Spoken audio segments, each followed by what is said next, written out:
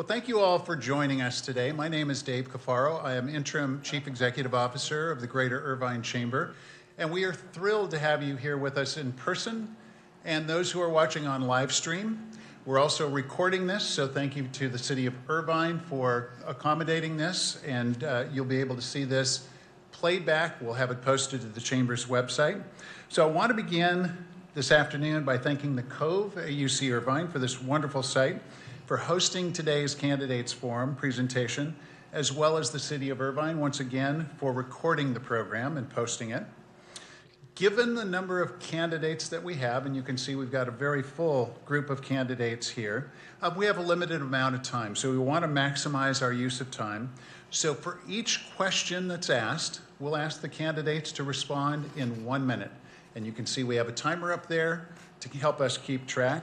So we understand that that may be a challenge, but what we're asking is for a balance between brevity and substance. So that is your task, should you choose to accept it.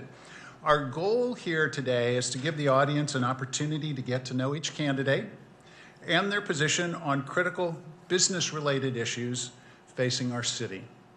So I also want to underscore, today is not a debate. That's not what this is about. If you want to see a debate, watch it later on television. That's a different program. This is not a platform for direct exchanges between the candidates.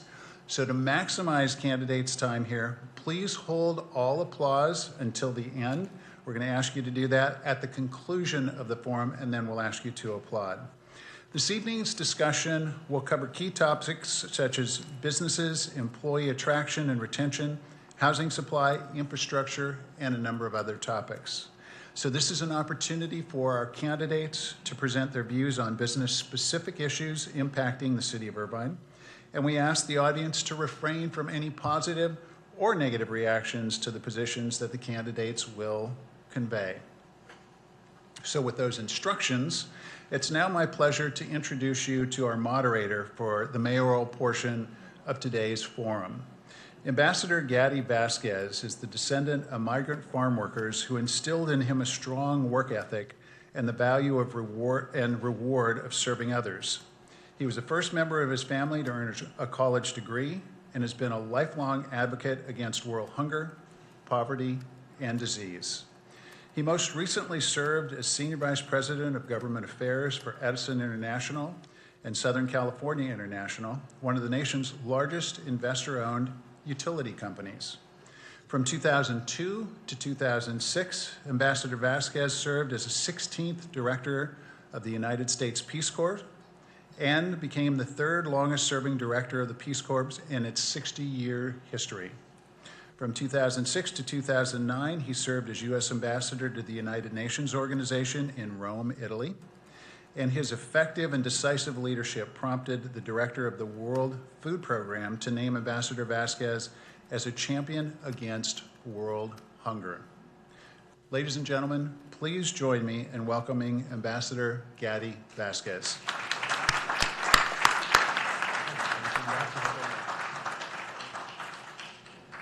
Well, thank you very much. It's great to be here. It's great to be on campus and great to be in the city of Irvine. And I am pleased to be able to moderate Irvine's Mayoral Candidates Forum. I'd like to reiterate what has just been stated, that this is a forum, not a debate.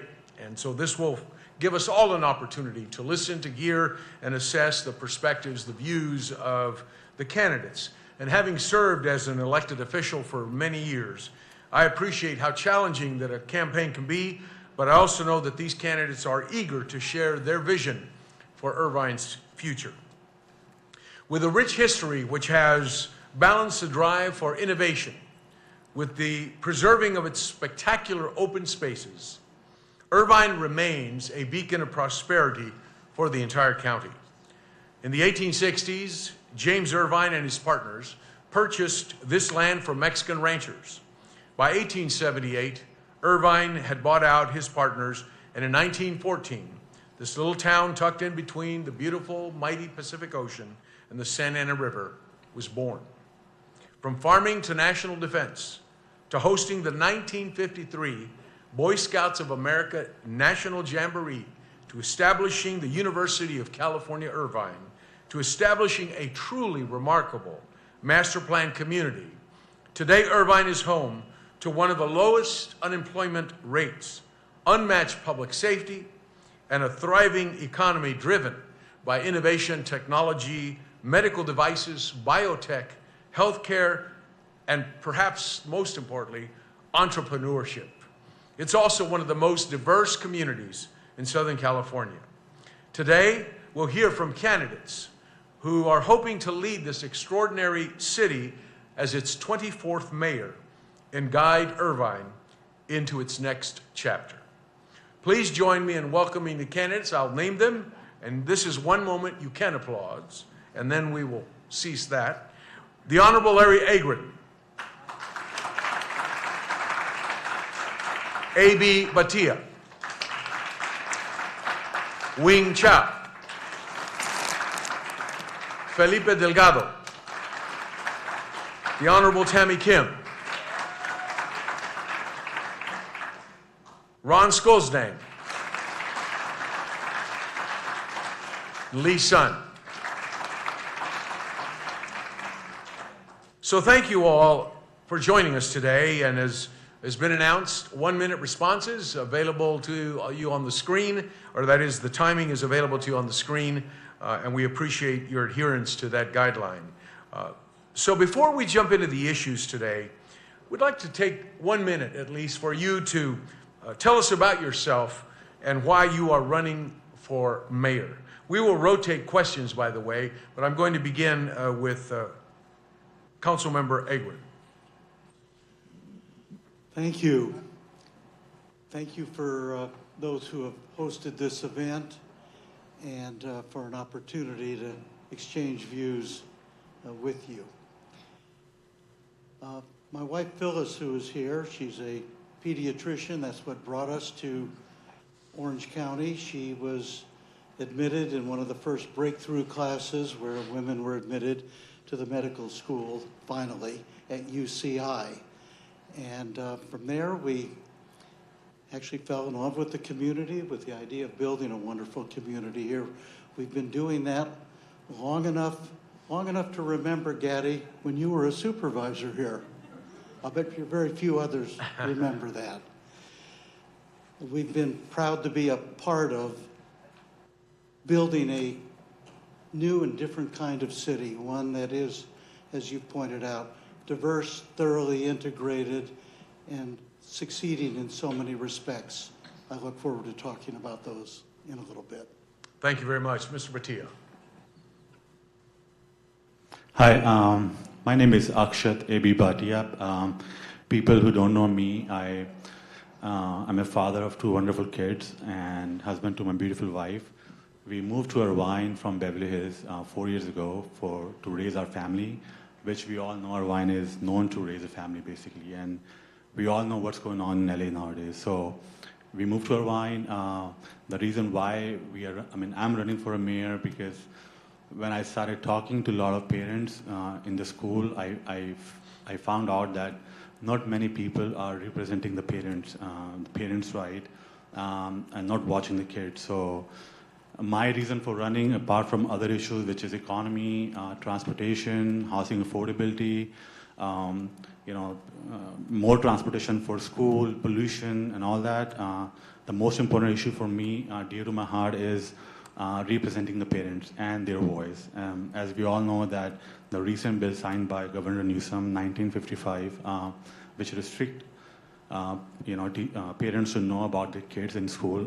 I think we need to have someone who can who can fight for parents. And if I elected as a mayor of Irvine, I would declare Irvine as parent right to know city. So that's my most important issue as a parent. Apart from that, of course, I understand this is Irvine Chamber of Commerce, forum, and we need to focus more on economy and other issues. So hopefully we can talk about that later. Yeah, thank you. Thank you.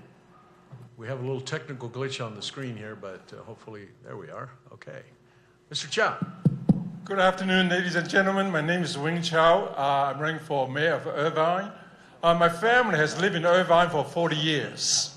We have raised a daughter and a son from Irvine Unified School District. Both of them were student body presidents. So the trait of leadership runs high in my family.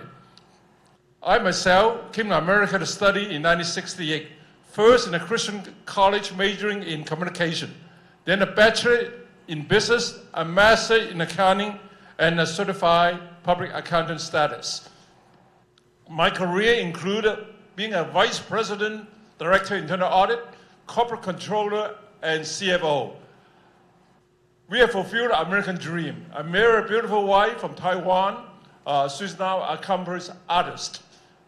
It's time for me to give back to the city of Irvine. Do not ask what the city of Irvine can do for you. Ask what you can do for the city of Irvine. It's more blessed to give than to receive. Thank you very much. Mr. Delgado. My name is Felipe Delgado. I'm 63 years old. I originally moved to Irvine in 1970, and I've lived here most of my life. I'm married, and my wife and I have 2 children who attend Irvine International Academy here in Irvine. I serve as a board of director on that school. Professionally, I've developed project management and execution skills from a 45-year career working at Fluor Corporation. In both my public service and professional roles, I have a proven track record of solving problems, project execution with care and dedication. The reason I'm running for mayor is that Irvine has been very good to me for a long time. It's provided me with a means to take care of my family, education, and I believe it's time for me to use the skill sets I've learned back to the city. Thank you. Thank you. Councilmember Kim. Thank you. Oh, okay. Got it. Thank you so much. Thank you for the Chamber, Irvine Greater Chamber, for putting this on. I am Tammy Kim, current council member for the city of Irvine. I was elected in 2020, and I've had the honor to serve since then. I decided to run for mayor of Irvine rather than rerunning for city council because I've been able to bring forward a bold vision in ensuring that we move our city forward. I've brought lots of various business initiatives within the city of Irvine, and we can talk about this later, including Irvine Tech Week, which is an initiative that I spearheaded. And I look forward to having a robust discussion and talking about where we all stand from a business perspective. Thank you. Thank you. Mr. Skolstang. Hi, everybody. Thank you so much for your time and your attention. My name is Ron Skolstang, running for mayor of Irvine. Past 10 years, I've been blessed to find love, get married, have my first child, have a bunch of businesses, do a ton of community service, even buy our first home, all here in Irvine. So safe to say we're pretty invested here, and whatever happens in our future is really, really important to us and our friends that live here too as well. I found my purpose years ago, and that was to make a world a better place through my vessel, which is martial arts. I've been doing it for over 20 years, and through martial arts, I learned how to be very effective at business, and through business, I learned how to be very proficient at community service. And I've helped thousands of people physically, mentally, emotionally, and now it's time to help the 320,000 residents in Irvine. Why support me? Why get behind me? Why believe in me? Because I'm honest, I speak from the heart, I don't read from scripts, I'm free of scandal, I am transparent, you know what I say, and when I say it, I mean it. Let's make Irvine even better. Thank you very much. Mr. Sun. Good afternoon. Nice to be here. Thank you, Greater Irvine Chamber, for organizing this forum, and thank you, the audience here and online, for participating in this democratic process. I'm a 22-year resident of Irvine. I raised 4 children in Irvine. They all benefited from the exceptional Irvine public schools, and they went on to be doctor, attorney, IT engineer, and the e-sport coach. I still don't know what e-sport is, but that's my son is enjoying it. And I'm also a longtime community volunteer and advocate. Currently, I'm serving as the city's finance commissioner Previously, I also served 5 years on the city's investment advisory committee, including 2 years as the committee chair. I also served 2 years as the president of Asian American Alliance. As mayor, if elected, I will prioritize the needs of Irvine residents, build a more transparent and responsive city council. Thank you. Thank you, sir. So now let's get into the meat of tonight's program, or this afternoon's program, probably into the early evening. And the question for you all initially is, what do you see as the greatest barrier for startups and or entrepreneurs in Irvine? And what steps should the city take to remove those barriers? Mr. Batia, we'll start with you. I think in terms of all the economic growth, I think first priority we should give it to the resident of Irvine. I feel that we lack of a lot of retail in the city of Irvine. We need to focus more so we can expand our retail, retail shopping and other kind of businesses. I'm an entrepreneur by myself. I'm a business owner too.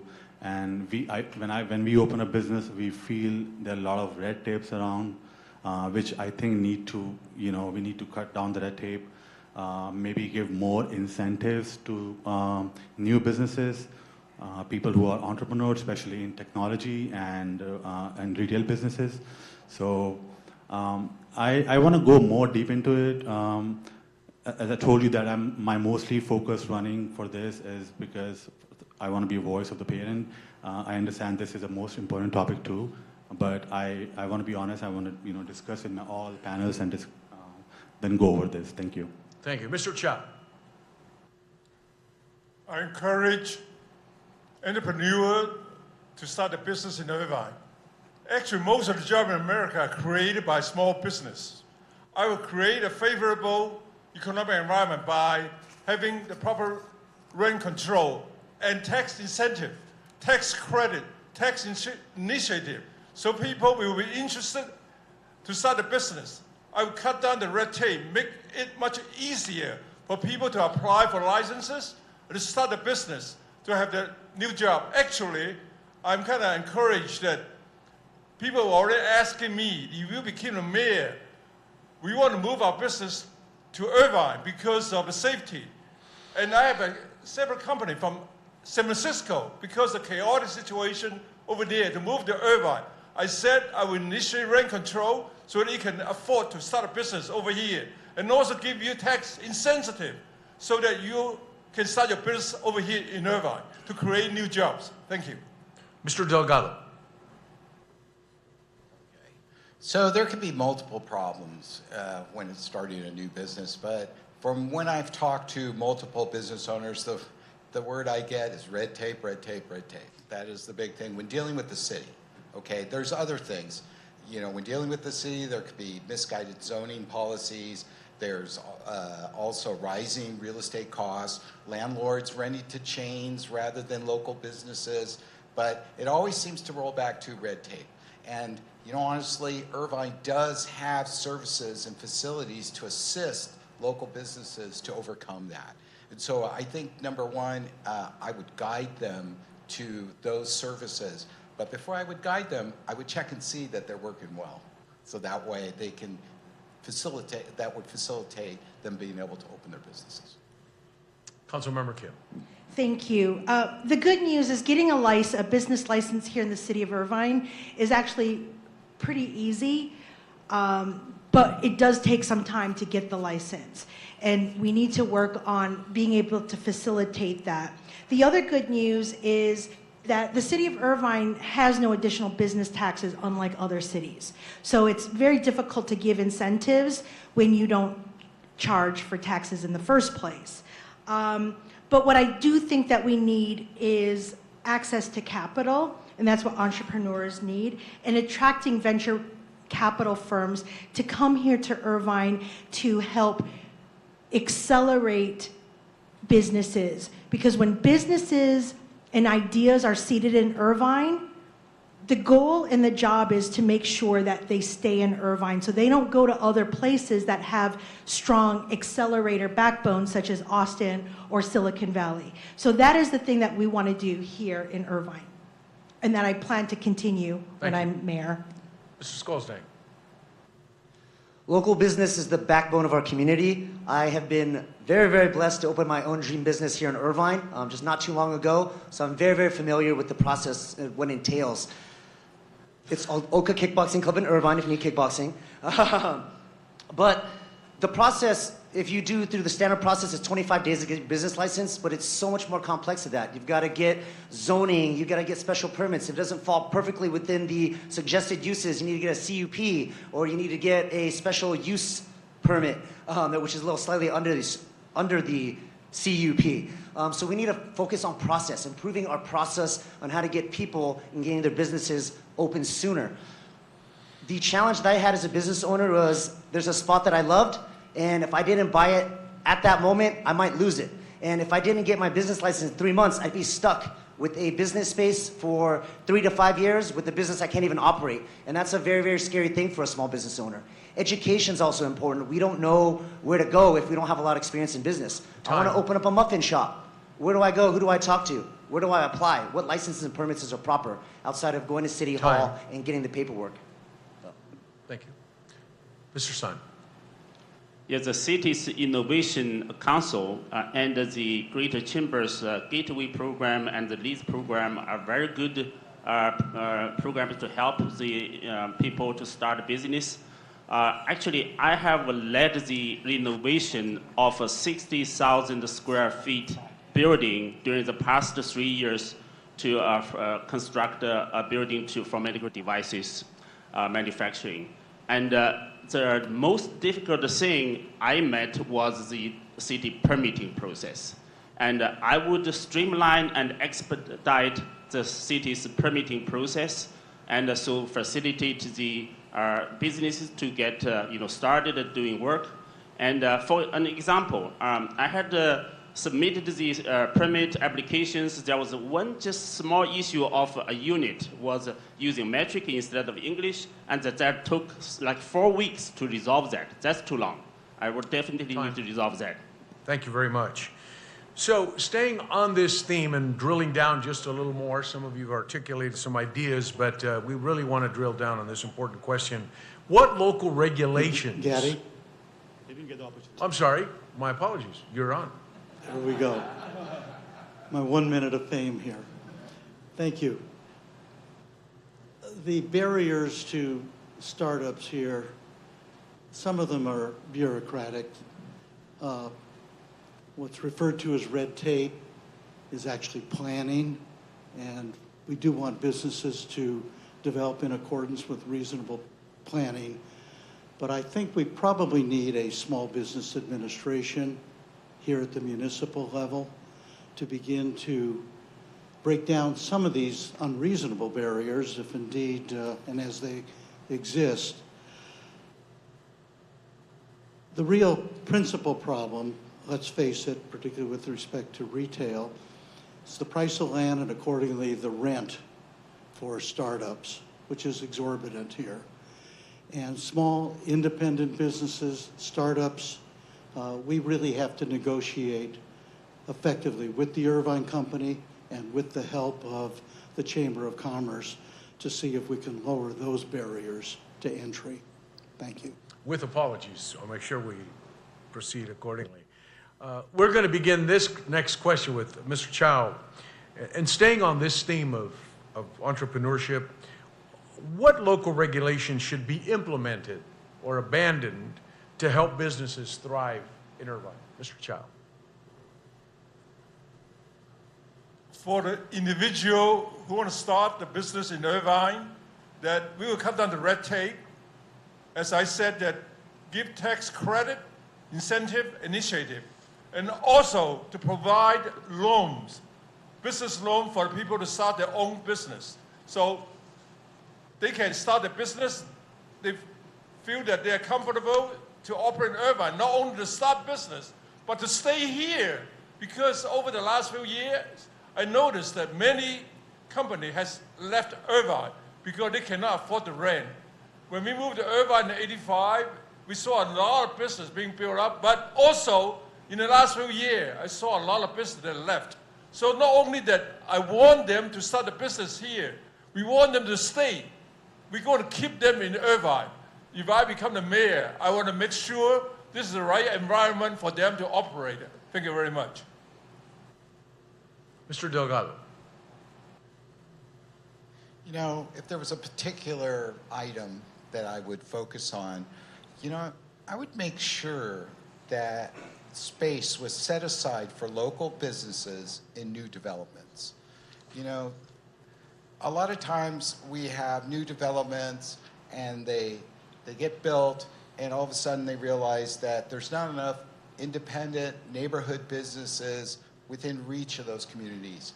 And I think that should be part of the permitting process, that a portion of that development includes local business and not just big chains. So I would definitely be looking at something like that very closely and working with the other agencies within the city to make sure that something like that could be rolled out. Thank you. Councilmember Kim. Yeah, so yeah, I think there's different level of businesses. We've got small businesses that are maybe retail or they're direct-to-consumer businesses. And then we also have what I'll call enterprise level or B2C businesses. So they're all different, they all have different needs. But if we're gonna talk about one thing, and this is the single biggest thing that I receive regardless of whether it's a small business or whether it's a larger enterprise business, which is the trip count. And the trip count in terms of what determines parking, that will keep someone from getting a permit. And a lot of it is based on antiquated information, and that's a single biggest hurdle in businesses being able to get permitted and being able to receive their licenses, is because of antiquated relationships that we have, that the city may have, for example, with the Irvine Company, which is oftentimes the master landholder, and they do trip counts to see whether or not how many cars will be able to go on the road, and that is what keeps... Time. Mr. Skolzak. Hi, could you repeat the question one more time, please? Yes. So what local regulations should be implemented or abandoned to help businesses thrive in Irvine? Processes? Regulations. I think Tammy touched on some really, really important that I dealt with, which is this standard use determination. That was one of the biggest things that deterred me from getting a business license. So before you get that, you got to make sure that traffic doesn't impede the local area. And if I have a small business like myself that has maybe 4 or 5 people in at a time, and I'm only allowed to have 1 or 2 parking spots, that's going to be very, very difficult for me to run a business, regardless of the type of business that is. So yeah, I definitely think we need to reassess some of the regulations and protocols that are put in place that make it very difficult for small businesses to start.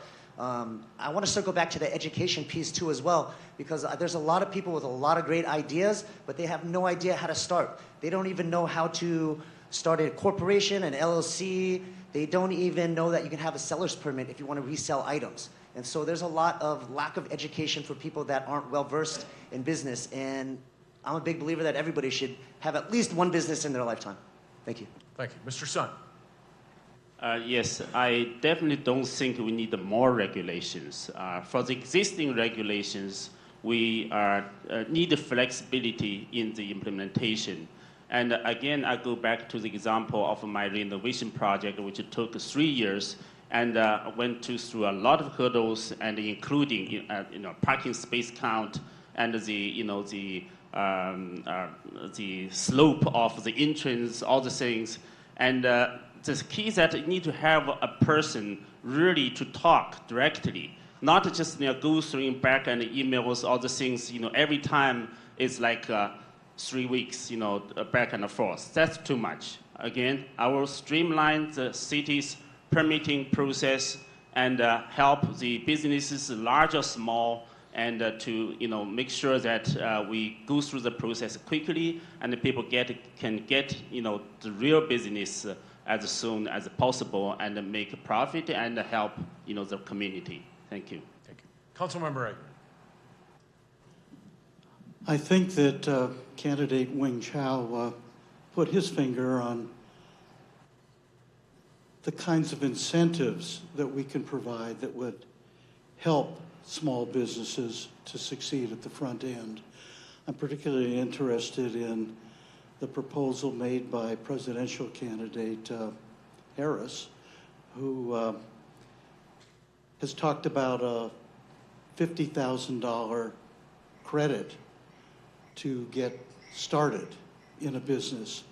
We might consider a matching arrangement of some kind, where a small amount of money is provided at the local level in that regard, or loans or guaranteed loans, whatever. I'm a little hesitant to talk about getting rid of regulations because, again, regulations are about planning. Planning is really the key to the success that we have here in Irvine. We need to be careful. Mr. Batia. I don't think we need more regulation. Definitely we don't. In fact, we need to reduce some regulation, and we really need to push small businesses among Irvine residents. That would really boost local economy.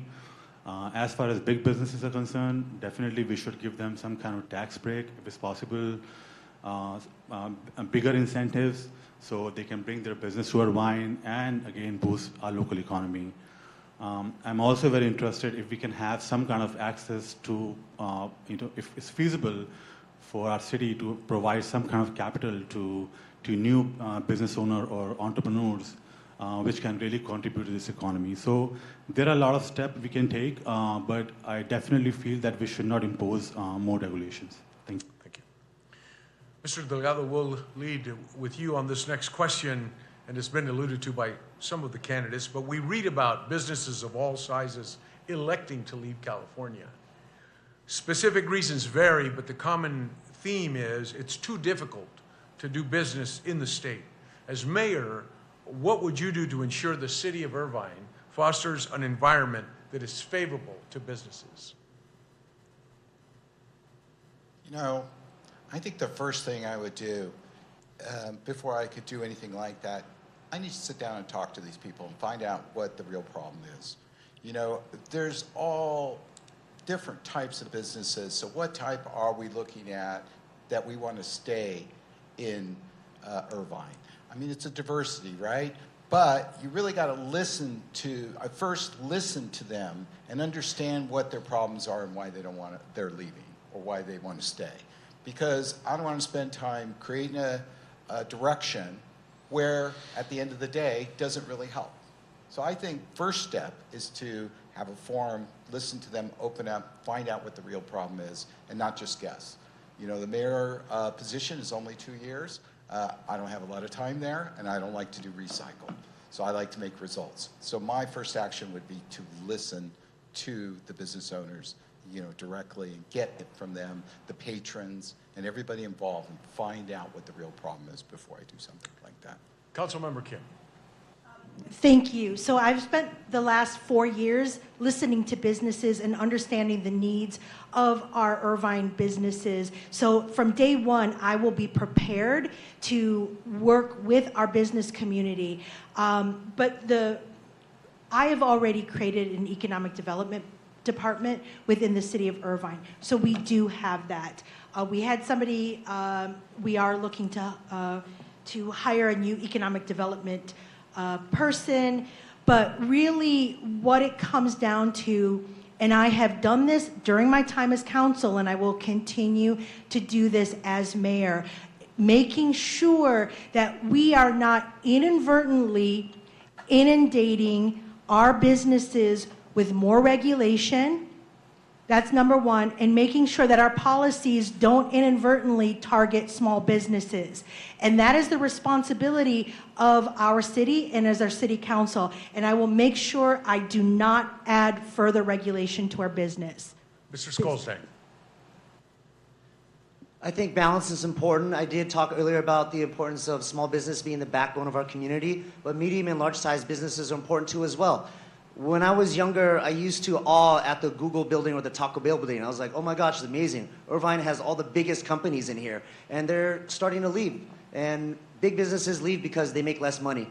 And so it's two parts. If they're making less money here than somewhere else, then they're going to leave. But at the same time, how can we do that without hurting our other small businesses and also hurting our residents? So we've got to find a resolution, a middle ground in between. On top of that, we got to think these big companies are stimulating our economy and also providing a ton of jobs. I'm a big proponent for business and small business, but it's not for everybody. Not everybody wants to start and do their own thing and have the risk of working 24/7 instead of 5 to 9, or 7 to 9. What was the hours? I don't remember what normal shifts are. But if you want to climb a corporate ladder and you want to work a regular salary 9 to 5, then we should have the opportunity to do that. And these big businesses provide such things. Thank you. Mr. Sun.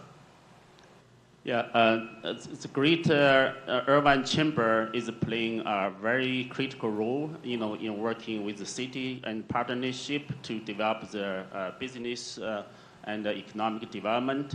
I think you are doing a really good job for mid to large size companies, but I don't think the small businesses are well represented over here.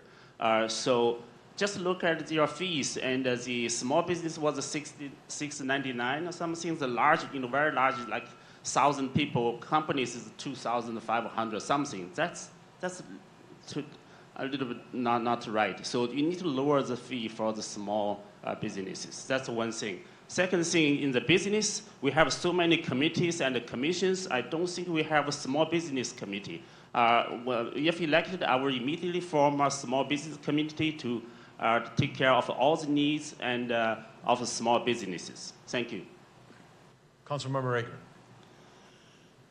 I think there are two areas where we need to focus. One, we need to establish a better relationship with our state legislative representatives to deal with some of these important burdens that are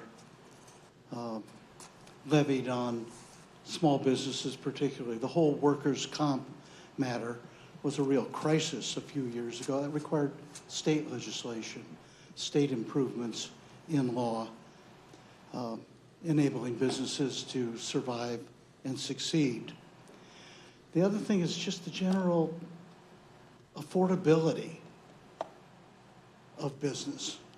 Being able to operate a business, the affordability of it, and let's face it, here in Irvine, the Irvine companies, the principal landowner owns the retail centers and so forth, and the city needs to negotiate with the Irvine company on behalf of businesses throughout Irvine. Thank you. Mr. Batia. Look, let's be honest. We all know that why it's kind of expensive to operate a business in California. The FTB fee is only $800 a year. People have some businesses are very, very small, not making a lot of money. I know they probably have a hard time paying that. We know when we talk about big corporations like Tesla and Chevron, we all know why they left California. I mean, of course, we don't want to go deep into that. Those are like bigger fishes. But let's focus small businesses in Irvine. So as I said, that we should focus mostly on Irvine residents to push them to open up small businesses here, give them as much as incentives possible. Along the line, like how we have SBA, I don't mind if we can open up a small business administration of Irvine, where we can give them access and capital to operate their business and help them out. If it's possible, I don't mind if we can also give them incentives to operate a business and take care of at least 50% of the fee which they pay to state of California, which can really help small businesses in Irvine. Thank you. Time. Mr. Chow. As mayor, I will provide the most favorable environment for the business to come and operate here. First, most important of all is safety. A lot of stores in downtown San Francisco are closed because they are not safe. First, I want to guarantee all business operating in Irvine will be safe. I will have a strong police force to guarantee the safety of the environment so the business can feel comfortable to operate here. Second, I will work with small business administration to provide the financial aid business loan for business to operate. Third, I will provide a tax credit initiative for people to operate in Irvine, so people will be comfortable to operate here, to create new jobs, to provide new opportunity, to make Irvine a prosperous city. If you vote for me, I will make Irvine a safe and prosperous city. Thank you. We'll move on to another question, and Councilmember Kim will lead with you on this one. There's no doubt that various business sectors are here and thriving, but much is made about their current and future workforce. We'll focus on these issues for the next few questions, but there are a number of colleges and universities in Irvine, as you well know.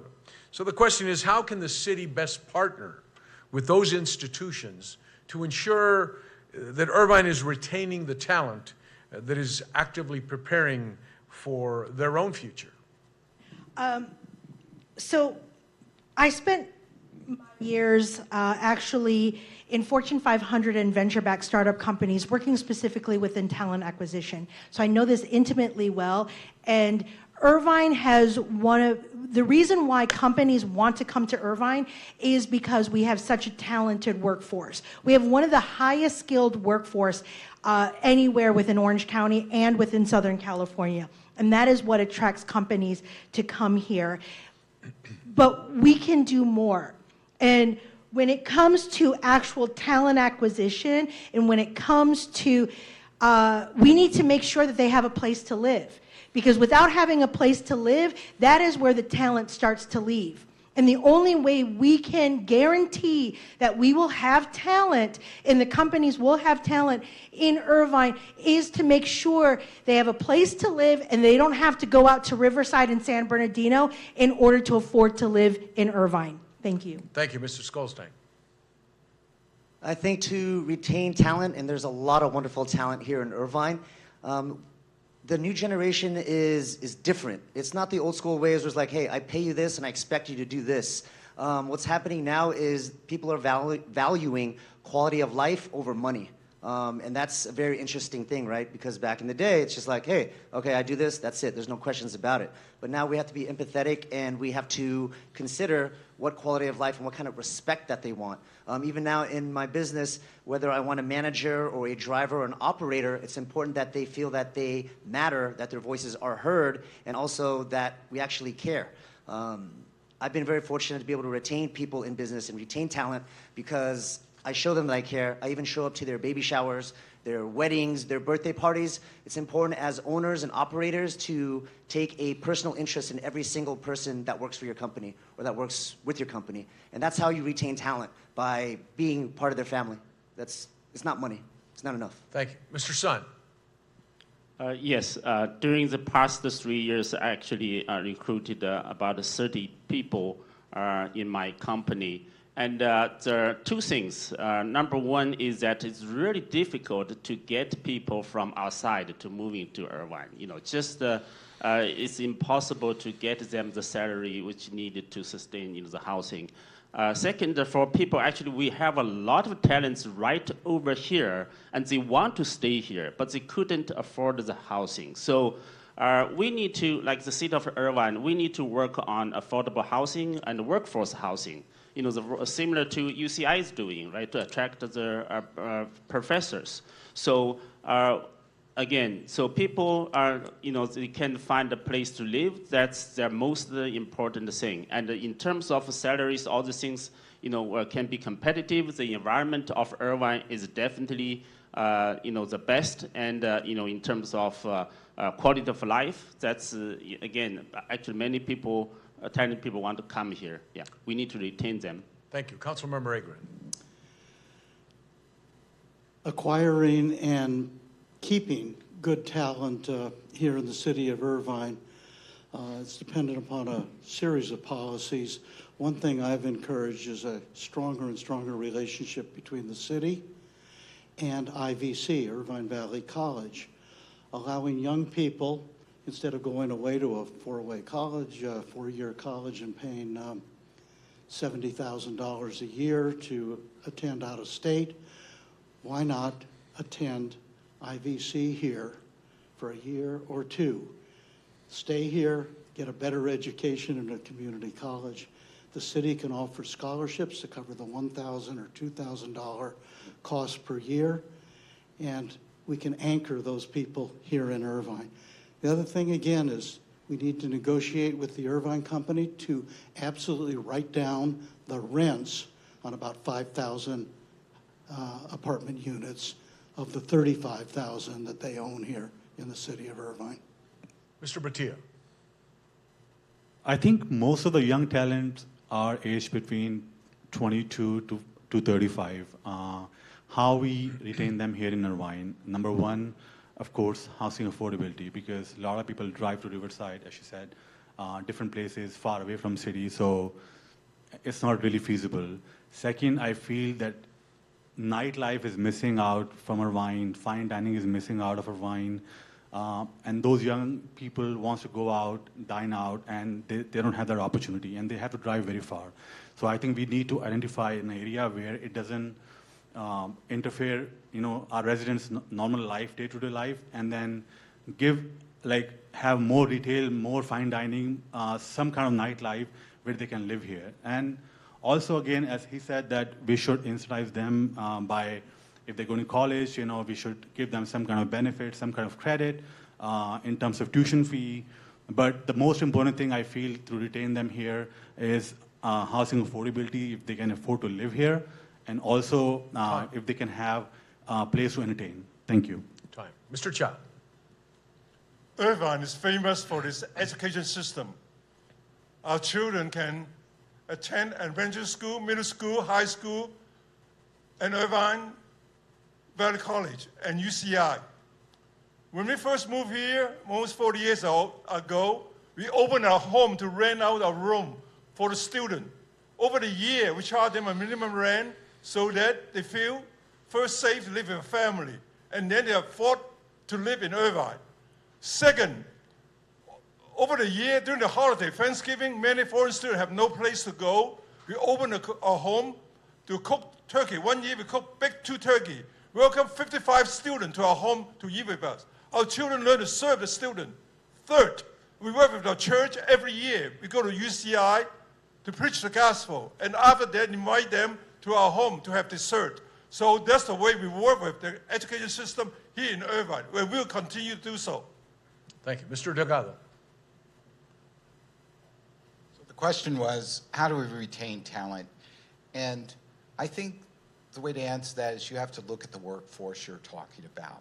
46% of the residents in Irvine work in Irvine. So those people have different needs that makes them happy and want to stay here. We're talking about housing, amenities, the open space, and of course, good paying jobs. And then about 50% of the workforce comes from outside of Irvine. So those people have different needs. And those are things like they look at the transportation infrastructure, they look at safety, and the city is clean, and emergency services, and of course, good paying jobs. All that comes from a diversity of businesses within the city. So it all focuses on that as far as I'm concerned. So if you want to retain talent, look at the 2 different workforces and try to enhance a diversity of business within the community that draws them and makes them want to stay here. Thank you. So imagining for a minute putting on a public policy hat where you have to make important and critical decisions, what investments, emphasis on investments, should the city make to ensure that Irvine has a thriving, diverse workforce? Mr. Skolzang, we'll start with you. Diversity is everything in business, right? Even as an investor, you want to diversify your portfolio, and the same thing should happen with our workforce. And so if we want to diversify that, we need to invest in multiple different industries. People have different talents in different areas. Some people may be good with their hands, other people are good with their voices. So by investing in different companies to attract them to come to Irvine and open up, it gives people an opportunity to work in the fields that they may excel in the most. And that's the key. We can't force anybody to be good at anything that they're not good at, but we can make it better for them to do a good job at their skill. So that's what I recommend. Thank you. Mr. Sun?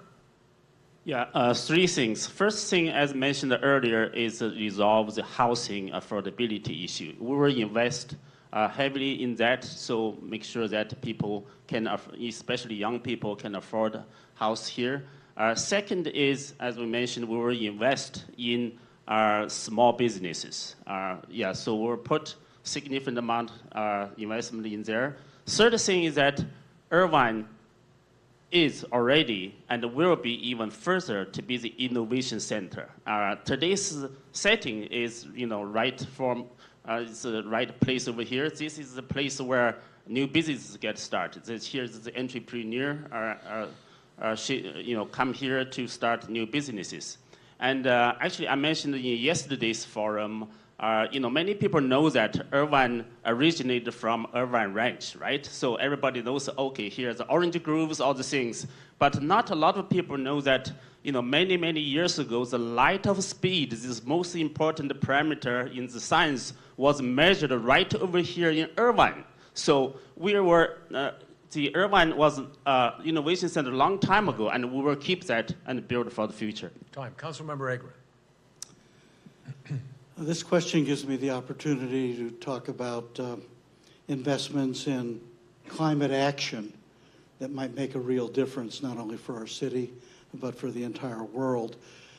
We here in the city of Irvine, I've often said, need to plant another 200,000 trees. We have 500,000 trees. We need to plant another 200,000 trees to clean our air, cool our streets, reduce the heat island effect here in Irvine, beautify our communities, sequester carbon, and make a small dent at least in the climate crisis as it unfolds. The other investment we need to make, and this would, in my judgment, require about $100 million to be invested over time in rooftop solarization. The quicker that we can do this, the more rooftops that we can solarize, the more batteries that can be associated with that, the sooner we get off the grid with clean energy, that's an investment worth making. Mr. Batia. Repeat the question. What investments should the city make to ensure that the city has a thriving, diverse workforce? So you were talking about climate, so I think talking about workforce. So I think for workforce, again, as I said, housing accessibility and affordability is the main issue. We need to have some kind of rent control, especially for our workforce, where they can afford the homes and they don't have to drive far, leave the city. Especially, I see a lot of talent moves down to Los Angeles. They live here for some time and then move down to Los Angeles. They move down to Bay Area. So, of course, Bay Area is also very expensive, but they do have a lot of nightlife, because these kids, they want everything. Thankfully, we have, our city is pretty much clean. We have open spaces. We got everything, but there are some things we are lacking, and I think we have to think about that. So housing affordability is number one, and as I said before, that we need to focus, bring more shopping and fine dining to Irvine so we can. Thank you. Mr. Chow. Investment in diversity first start with our concept. We have overcome our mental barrier of accepting diversity. You look at your finger, they're not the same. They're not identical. To be equal does not mean to be identical. We may be different, but we can work together. There's unity in diversity. To be one does not mean all have to be the same. We have to accept each one's difference. For example, my family, I have 8 grandchildren. Both my son and daughter marry Caucasian. All my grandchildren are biracial. We had to learn to accept all races, regardless. Each one is judged by the person's ability to do the job, not because the color of their skin. So when I become a mayor, the choice of choosing people to be the work for depends on their ability, not because the color of their skin. So I want to make Irvine truly a city of diverse workforce. Thank you. Mr. Delgado. What investments should the city make to ensure that Irvine has a thriving, diverse workforce? That's a pretty big question there. For when you're talking about the entire workforce, I mentioned that earlier in my answer. there's two different kinds of workforces that the city has. But if I was to pick two things, you know, you got to talk about housing. Everybody brings up housing. You know, certainly that's the biggest cost when it comes to the workforce. And also the transportation infrastructure. You know, if I got to drive in here, I don't want to have to take 45 minutes to get from one side of the city to the other or from the freeway to my job. So I would think that that's the two places, if I was to pick two, where I would want to see investment in to improve the workforce. Councilmember Kim. Yeah, so when it comes to the actual workforce and this, you know, it's been said here, and I said it earlier, it's housing. It's as simple as that. It's investing in housing. The issue is with affordable housing, you get tax credits. So developers will get tax credits for building affordable housing. What we have a problem with right now, we have to solve the issue of the missing middle. These are professional grade salaries, and unfortunately, it is very difficult for people making even $150,000 a year to be able to afford, and that is what we call workforce housing. But that missing middle is something that we struggle with because unfortunately the city of Irvine, we don't own any of our own land, or we own very little of it. So what little land we have, and we did do a project with the City of Hope where we're hoping to do a swap where one of the developers can be able to get credit for their inclusionary housing, and City of Hope will be able to build workforce housing. So these are some of the creative things that we're currently doing and that I hope that we can continue to do. It's just unfortunate because we just simply do not own our own land. Thank you. We will begin the next question with you, Mr. Sun. And it is this. In 2022, the city passed a hotel worker protection ordinance. It was met with a lot of dialogue, translation, a lot of interest, from all sides of the spectrum.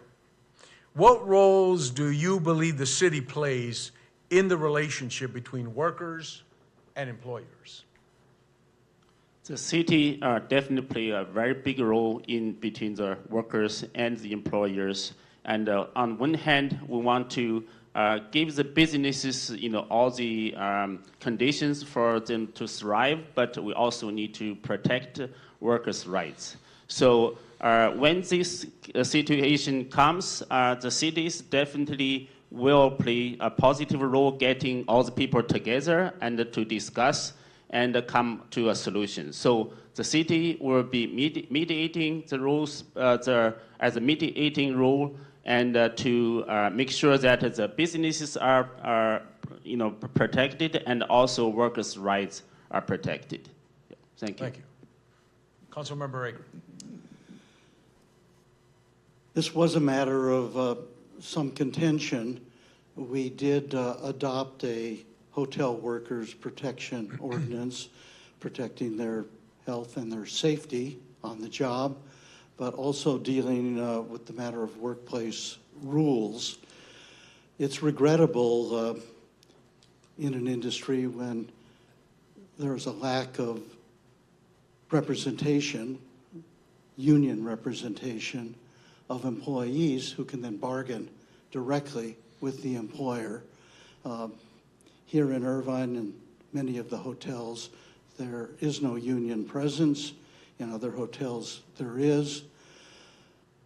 That the city has to step in, as I say, is regrettable, but step in we did. We have to be taking a look at how that works out, and we have to be willing to be, in my judgment, substitute representatives of the workers in dealing with the hotels and hotel industry. Mr. Batia. I think city plays a very important role. City has to make sure the hotel thrives. At the same time, you know, workers' rights are protected, they are compensated, but you have to make sure the business thrives too, because if we don't focus on both things, I mean, it's vice versa, you know, no one will succeed. So to me, city, of course, play a very crucial role. That's all I can say. Yeah, thank you. Mr. Chow. in order to have a successful business, first, you must have happy employee. My management style, I told people, is A, B, C, D, E. A, you appreciate everyone working in your company. B, you believe in the person. C, you care for the person. Don't treat them as a machine. D, you deliver what you promise. E, efficient, make it more efficient. Today, we soon will be voting that we should have a minimum wage for all the workers. People will be well paid, that they will be happy. And then they should be protected by vacation pay, holiday pay, and sick pay, and insurance if they are qualified. So the employee are our biggest asset. We cannot have a successful business without happy employee. So when I became the mayor, I want to make sure all the business to keep all the employees happy, to truly make Irvine a prosperous city. Thank you. Thank you. Mr. Delgado. First, I want to applaud the city and any of the council members that are here that were involved in passing that act, because just because the hotel industry within Irvine is a huge revenue generator doesn't give them a right to abuse their workers or treat them poorly. You know, I always feel that the relationship between employees and employers, you know, if happy employees make good businesses and make happy employers. So there really is a really strong relationship there between the employees and the employers, and it's unfortunate that something had to be done to correct maybe a problem that was occurring there, but again, I applaud the city for doing that. Councilmember Kim. Thank you. I did introduce the hotel worker protection, and it's unfortunate. It is not, I don't believe that it is my job as a council member to be involved in day-to-day operations of a business. So first and foremost, and that is not what I want to do, and that's not what I plan to do as mayor. I am not looking to be involved in the day-to-day operations of any business or any industry. However, when it comes to protecting workers, I will always make sure that I fight to protect our workers, whether you live in Irvine or whether you don't live in Irvine. But my expectation is when you work in Irvine, you will work in a safe environment. And that's what I will always do, and I will continue to do.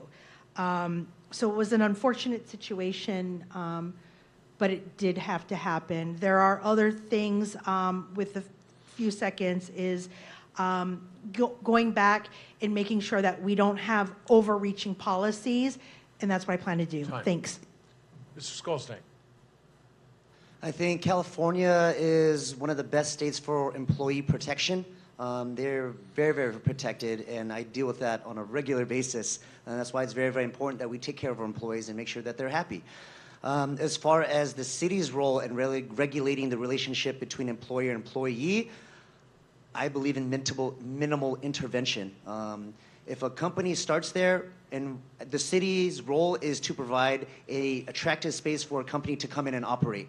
Once the company is in operation, we trust that they have enough morals and ethics and proper processes in order that their employees are being protected. If not, there's things like a labor department that employees can easily, quickly report to. And I've dealt with them because I have lots of employees, and there's always going to be one disgruntled employee out of hundreds. And as long as you deal with it properly and you resolve it, then everything should be fine. But I think the city should have a minimal role in intervening between employer and employee. Thank you. We're now going to shift to another question, and it's sort of in the category of, again, workers living near employment. But I'm going to ask you to really listen intently to the question, which relates to identifying the primary contributor to the increases in housing and the role that the city can play to lower the cost or price of housing. So let me give you the full context here.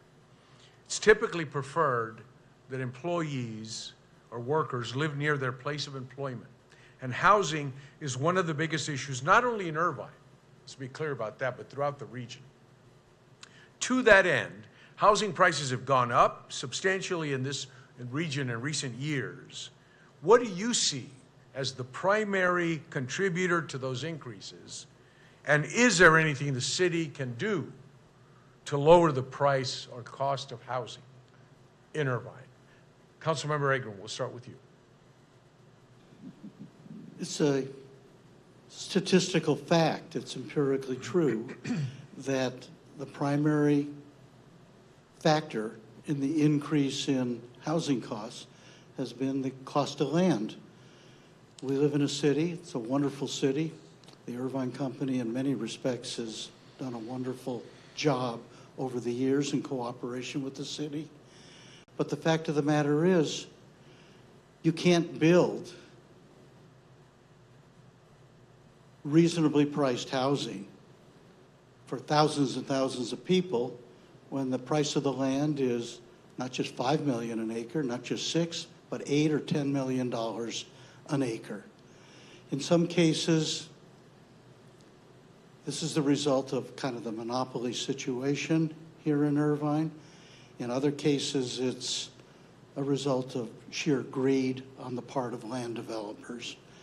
And we have to be willing to confront that as a city, negotiate with, work with, and in some respects, control land developers and the price of housing. Mr. Batia. I think he's right. The land cost and due to inflation, the building cost is way too high now. So I mean, we are in a very difficult situation where we know that we need more housing, but it's very difficult to provide everyone with that housing situation, especially involving the cost. The only way, again, we can work is to break somehow the monopoly of a builder, and the landowners, to see what we can do, how we can negotiate with them, which can allow us to build more affordable housing. And I think this is the only way out for now. Thank you. Mr. Chow.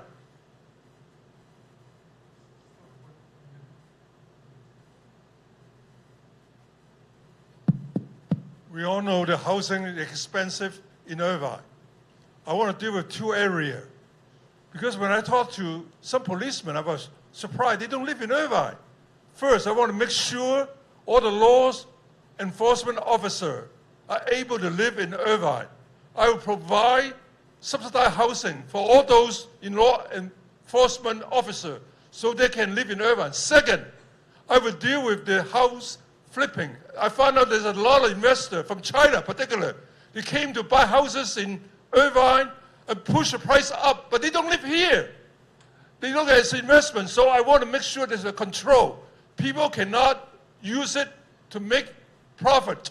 They have to buy the house for the primary resident to live here. So I have a control for people to buy houses for flipping, for making profit. So that's my purpose, to deal with two areas. Give affordable housing to the officer, the law enforcement, and deal with those who try to take advantage of making money in flipping houses. Mr. Delgado. This is a difficult question because there's a lot of aspects to it. But if I was to narrow it down to one thing, it boils down to greed. That's it. They continue to grow, people continue to raise prices, there's inflation involved, but it all boils down to that. I think the only way out of it is to deal from strength. We have to be more negotiating with our developers, our landlord, the contracts we make with them, and everybody involved. It's strength in numbers, and I think the city has to work together to try to reduce those costs, because housing, man, that's got to be the #1 issue. Councilmember Kim. In 1964, when the Irvine Company gave this land over to UCI, to establish UCI, an acre of land was $64,000. And so now we know it's $5, $6, $7, $8 million here, right here in Irvine. So we have multiple issues and multiple fronts. The biggest issue, we can talk about foreign investment, we can talk about people not using Irvine Homes as a primary investor, but we also have to look at Prop 13 and what that has done. Because we have a lot of people who bought homes, a lot of seniors that are stuck I use this word, they are stuck in their houses. They are stuck in houses that are too big for them, that they don't need. The problem is they have nowhere to go. And so we have to figure out how we build that bridge to where they can actually move out of their homes and free up inventory. Mr. Skolzny. Houses are really, really expensive. I think everybody's ingredients for that. I was able to do something called a point and count earlier this year where I got to survey the homeless. And in about 6 hours, I was able to find 23 people living out of their cars in Irvine. And if you live in Irvine, you think there's like 0 homeless people here. And in fact, there's quite a large number, and it's very, very alarming. And you would think they're out in the streets and panhandling, but a lot of them actually have jobs. A lot of the kids go to the schools in Irvine, but they're still living out of their cars and you just wouldn't know it. And so when they go back to a place like Bill Barber Park, you would think that the cars are filled because there's not enough parking in the apartment complex. But really, it's because there's a lot of families living out of their cars, and that's really, really unfortunate. In my background, this is simple supply and demand, right? There's not enough homes out there, and there's a ton of demand. And when interest rates lower, there's going to even be more demand. And we had what I would call, personally, not factual, a Band-Aid fix, which is to approve 57,000 homes, which would mean that there'd be more supply that would cover the demand. But the problem is we didn't look at the infrastructure of it. And can we handle the traffic? Can we handle the increased oh, my apologies. Mr. Sun. One of the very major reasons why the house prices increased so much during the last 3 or 4 years is actually the COVID. A lot of people got that by surprise because of the COVID. People can work from home, and a lot of people, even the kids, my kids came home and to work now found that the home is too small. So now people realize the importance of owning a home. So that's why the price increased. That's one of the really major reasons. I'm surprised not many people talk about that. That's one thing. Second thing, when we see that we lower the prices, we need to be really sure that we're not going to do things to lower the price of the existing homes. That's not, that's not fair to the homeowners. And we will do what we will do is build a lot of smaller, more affordable homes for especially younger people, as people can afford to buy. Even myself, for example, I'm looking for a smaller home because the kids grew up. I can't find a good one. Thank you. As I listen to your responses, I can't help but reflect on my time in public office in the 80s and 90s.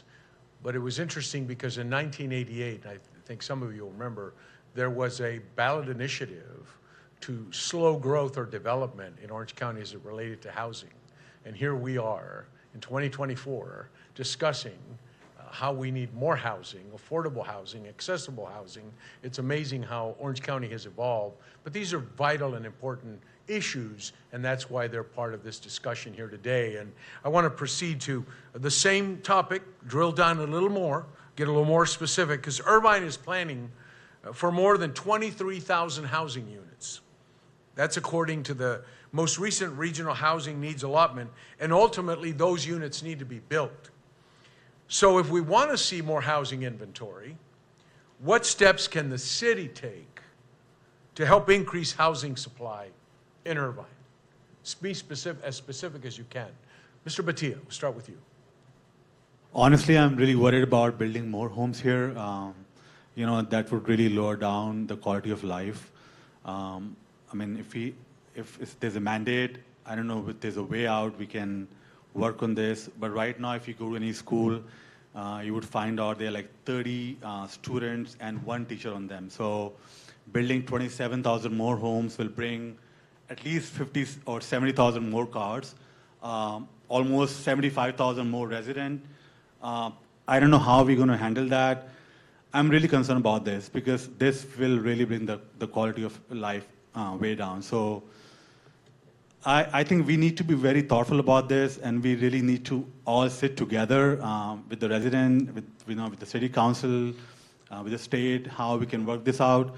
But right now, I'll be really worried about building more homes here. Yeah. Mr. Chow. As I drove around Irvine and did some hiking, I found that Irvine has a vast land. there's still a lot of empty space. Great Park, for example, right now we're developing a Great Park with many projects going on.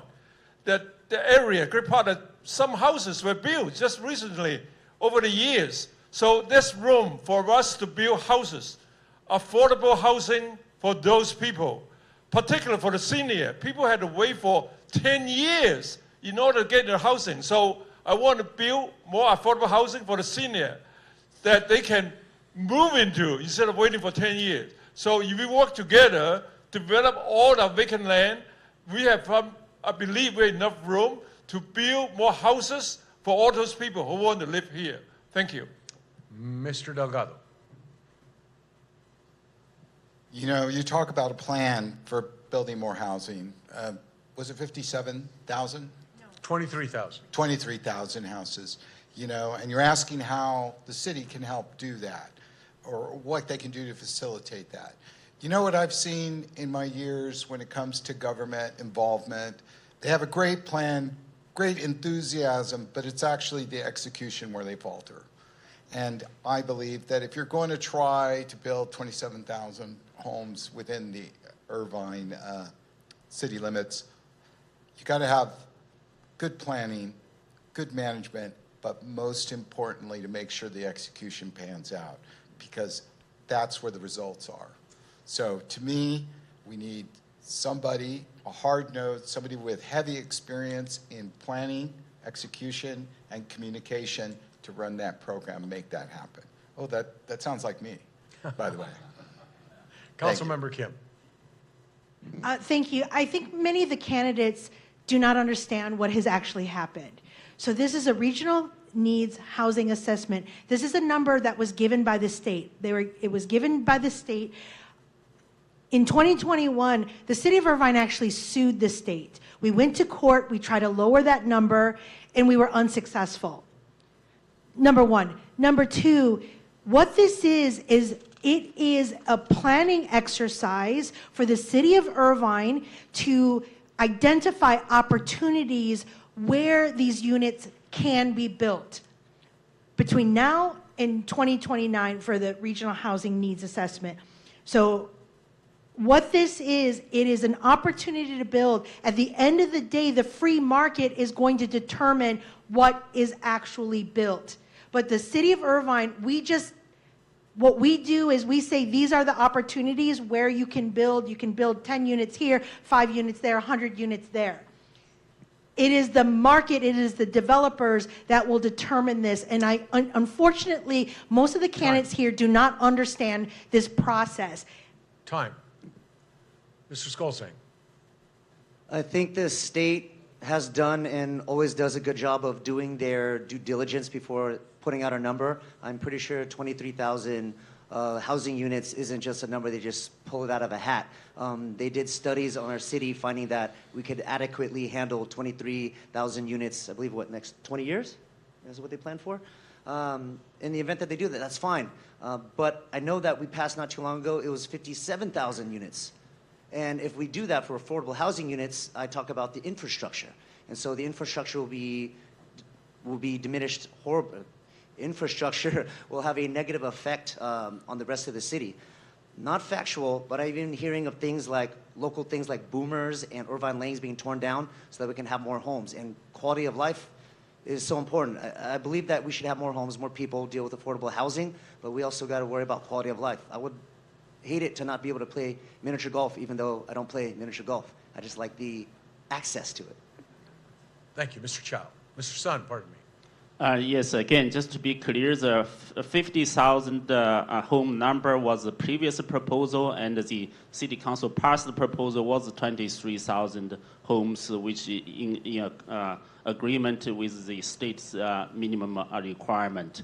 And also, right now, again, the important thing is to plan. We have to plan to the places where, that's why we must plan, right? We must plan all the other places. We need to plan these units also. So again, to minimize traffic and all the other effect, so those units would be planned mostly along in the surrounding transportation centers and the business centers so we can minimize the traffic. And also, will be smaller homes, right? So that's why will be people can afford. Actually, I'm looking forward to that because, again, I mentioned earlier, my kids all grew up. I need to move to a smaller house. Thank you.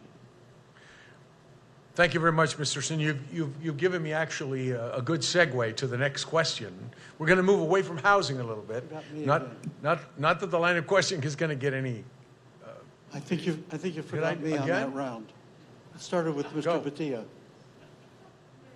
Go ahead. You're up. Thank you. Thank you.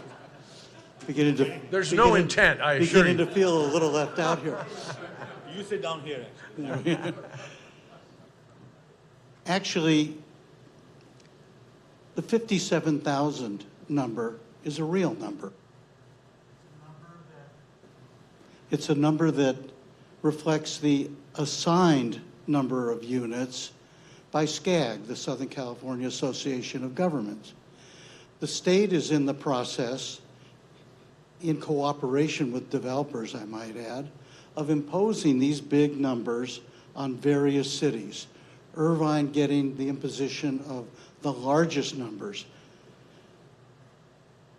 57,000 dwelling units, even 23,000 over the next 8 or 10 years, which is what has been talked about as well, is just totally unreasonable. It will actually blow apart our planned community. And we need a next mayor and city council that's prepared to enlist the help of our state legislators and, if necessary, go to a nonviolent war with Sacramento and get a fair shake on housing assignments. Good. Did you get a chance? You're good? Mr. Batia? Good. All right. Mr. Chow, now we'll go to you, sir. And again, we're going to shift a little bit in terms of topics, but the complexity of the topic doesn't get any lighter, shall we say. But much is made about traffic in Irvine. What infrastructure upgrades do you feel are needed to lessen traffic throughout the city?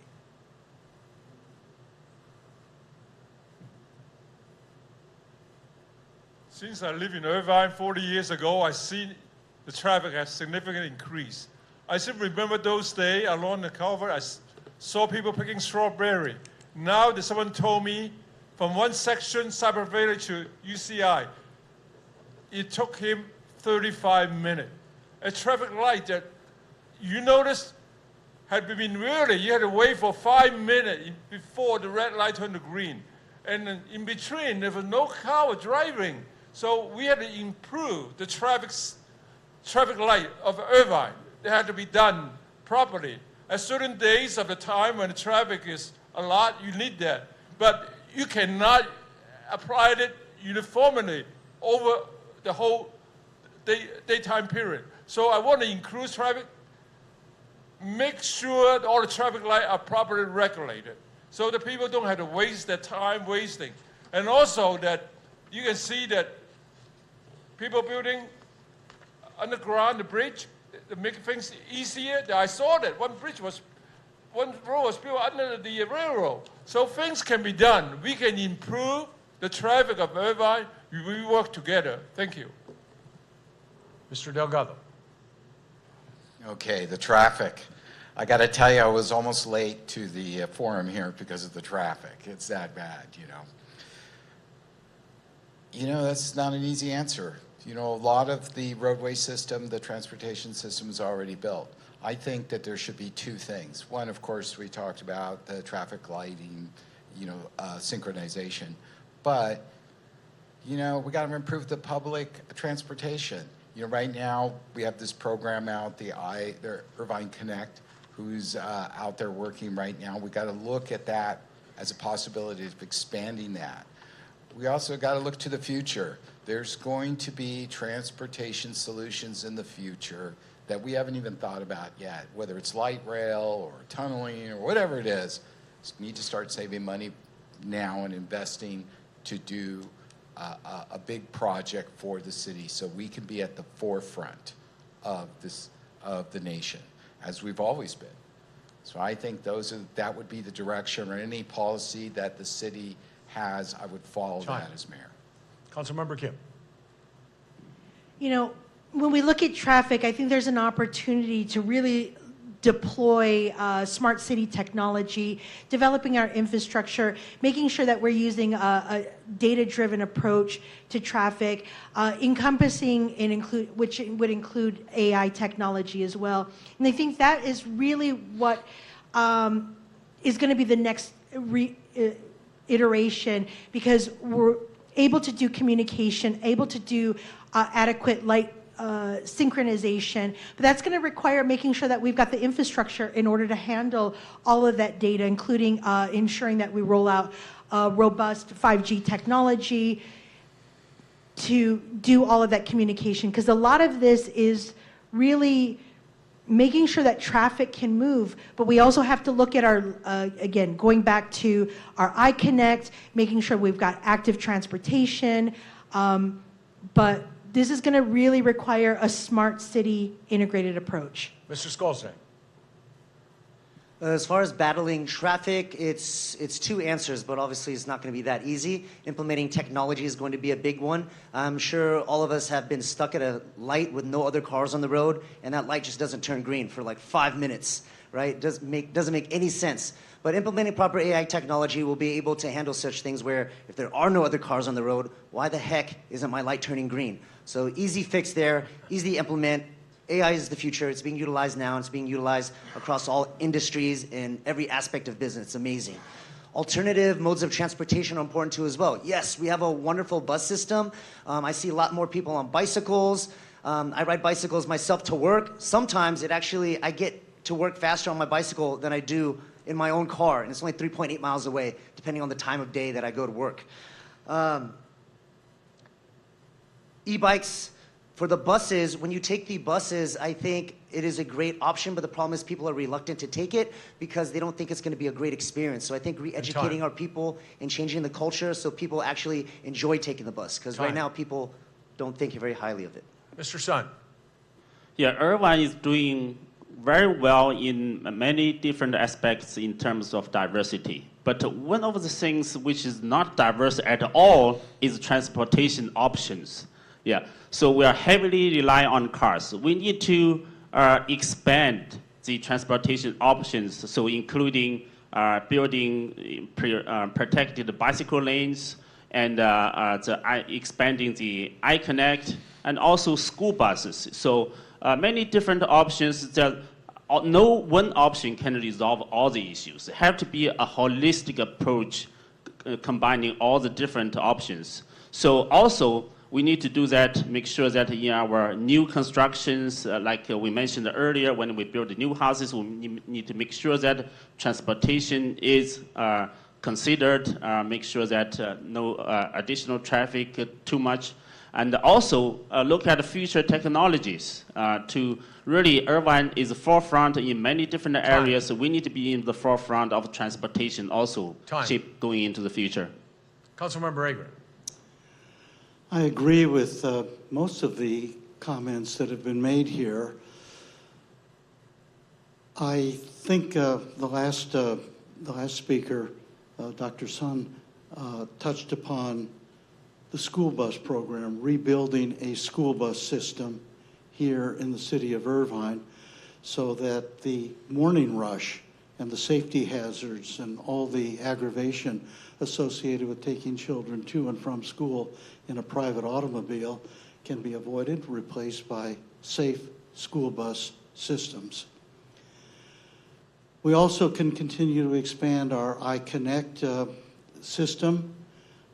It's experiencing, I think, some early success. We have to expand upon that. But I'll tell you, we cannot build our way out of this problem with more infrastructure and so forth. And we have to acknowledge that if you get 23 or 25,000 people or 50,000 people, new households, with those households, you're going to get 100,000 cars a day that will absolutely wreck our building system and our entire planning system. Mr. Batia. Look, the most important step, the first step we can take is do not overbuild Irvine. I mean, more housing built is just going to worsen the problem.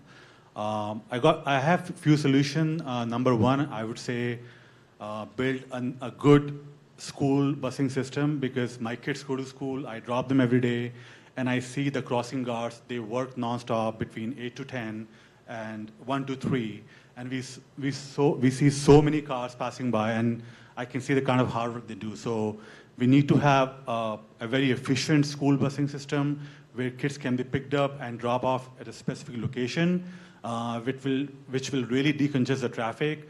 Number two, I would talk about iConnect. I think we really need to focus on that. I feel the ridership is pretty bad on iConnect, and we need to increase the ridership. And the way we can do is we need to market that very well. Like, for example, we can build something like on the lines of how you see in New York, hop-on and hop-off buses, make it more attractive so we have more ridership. Thank you. Thank you very much. And I want to take this moment to thank our candidates who are seeking the office of mayor of the city of Irvine. I hope you'll join me in a round of applause thanking them for participating. Let me also say that you have my admiration for your willingness to retain a place in the public square or to enter the public square of elected office. Thank you for that. I have had the pleasure of serving in and around Orange County for literally decades. Irvine has always been one of the region's preeminent cities, and based on the insights and perspectives that were shared this evening, I am confident that whomever is elected in November will carry on the rich tradition of this great city. And so with that, I will turn it over back to the Chamber's interim president and CEO, Dave Cafaro. Thank you all very much. It's been a pleasure. All right, folks. Well, I want to thank Ambassador Vasquez. Thank you so much. You did a fantastic job in keeping people on track, and we ended exactly on time, so bravo. Well done. Thank you, sir. And again, thank you to all of our candidates. I also want to thank the chamber staff that are here who have been working since quite early this morning, so thank you all. Appreciate your work. Thank you to all of our ambassadors, our board members, and everybody that's here. Thank you to the UCI team for all of your great work. And the product of their work will be available online at the city's website and on the chamber's website, I believe, by the end of the week. Is that correct? Give or take. All right, directionally correct by the end of the week. And most important, remember to vote on November 5th. So thank you, folks, for being here. Thanks for being with us this afternoon. Have a wonderful afternoon.